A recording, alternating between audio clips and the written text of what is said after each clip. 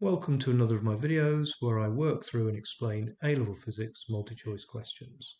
If you want to try to answer this question yourself, pause the video now. If you got the answer C, well done. If you'd like to hear my explanation of how I found the answer, please continue watching. So, in a resistor of resistance R, a steady current I dissipates power P. Then we have another resistor with resistance R over 2, and there's an alternating current with a root mean square value of 3I. And we need to find what the mean power dissipated in this other resistor is. So first of all, the power dissipated in the first resistor is given by I squared R, straight from your data sheets.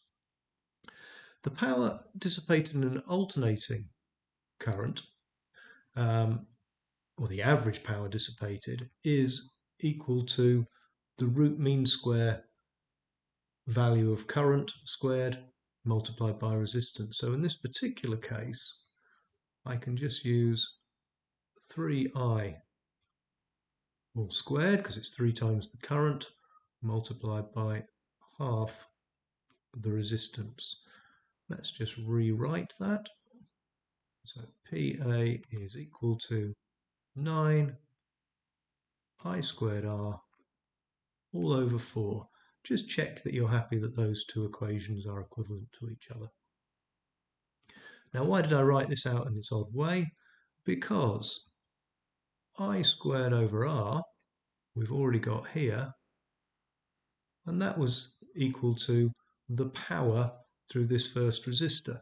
So I could say that the power through the alternating current is 9 over 4, and then I can substitute P for I squared over R, for I squared R is 9 over 4P, the answer C.